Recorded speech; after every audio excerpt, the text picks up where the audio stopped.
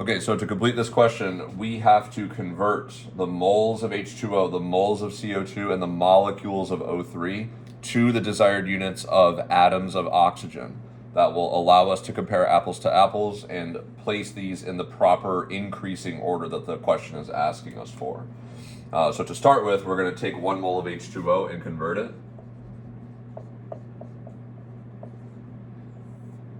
You're going to do 1 mole of H2O over 1 train track.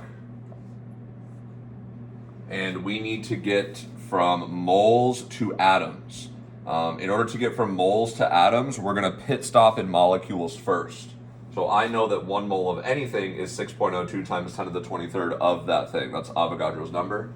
If moles of H2O is here and I want to get rid of it, I know moles of H2O must go bottom here. The desired unit that I'm going to switch to first is going to be molecules, and then once I have molecules, I can get to atoms. So on the top, I want molecules of H2O. 1 mole of H2O equals 6.02 times 10 to the 23rd molecules of H2O. Moles of H2O will cancel with moles of H2O. I'm now in 6.02 times 10 to the 23rd molecules of H2O. Final train track is to get from molecules to atoms. I want to look at a molecule of H2O and ask myself how many oxygens are in 1 molecule of H2O. Right? There is 1 oxygen in every single molecule of H2O. So our final train track is going to be molecules of H2O on the bottom and atoms of oxygen on top. There is 1 atom of oxygen for every 1 molecule of H2O. Now, this seems like really unnecessary to do on the final step, but the method is what's important here, and we will see that final train track change depending on the number of oxygens in the molecule itself. From here, we can simplify and get a final answer. Molecules of H2O will cancel with molecules of H2O. Multiply the tops, multiply the bottoms, and divide. We're just going to end up with Avogadro's number.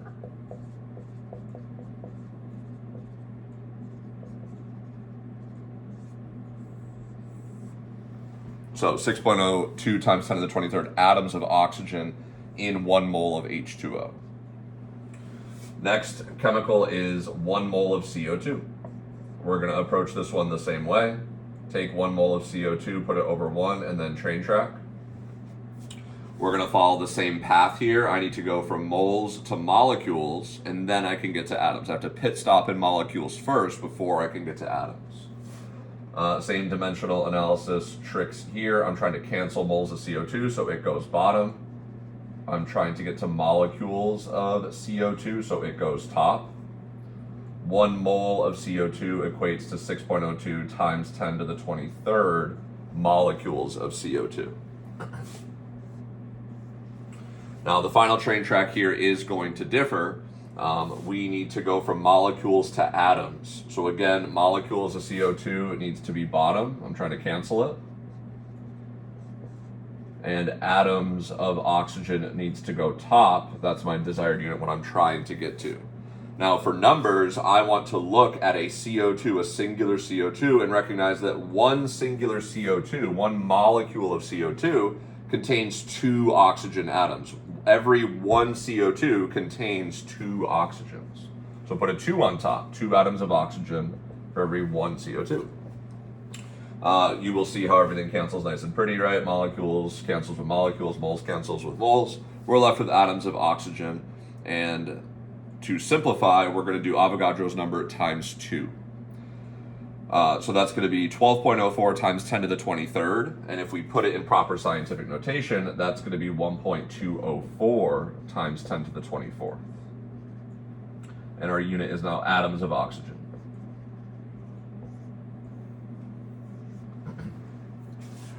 Final chemical is ozone, O3. We're starting in molecules of ozone instead of moles this time, so that's nice. That's going to be 1 less step for us in the train tracks.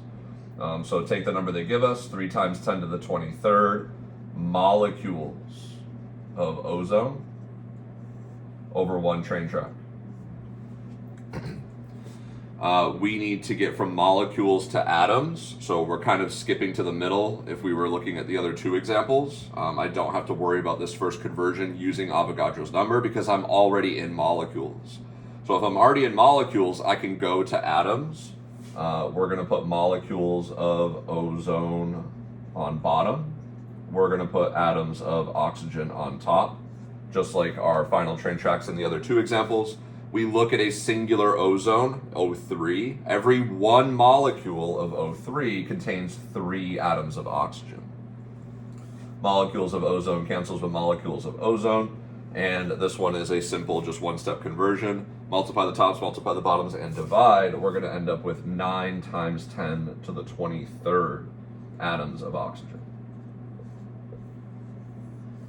So now we're able to compare apples to apples, right? Everything has been successfully converted into the desired unit of atoms of oxygen, and now we just have to order them from least to most. So as you can see on the slide, the correct answer is that we have the fewest atoms of oxygen here, and then we have the middle amount of oxygen atoms here, and then the most amount of atoms of oxygen here. So in the proper order, we're going to go 1 mole of H2O as the least. We're going to do the 3 times 10 to the 23rd molecules of ozone in the middle. And then the 1.204 times 10 to the 24th atoms of oxygen, comes from the 1 mole of CO2 as the most oxygen atoms.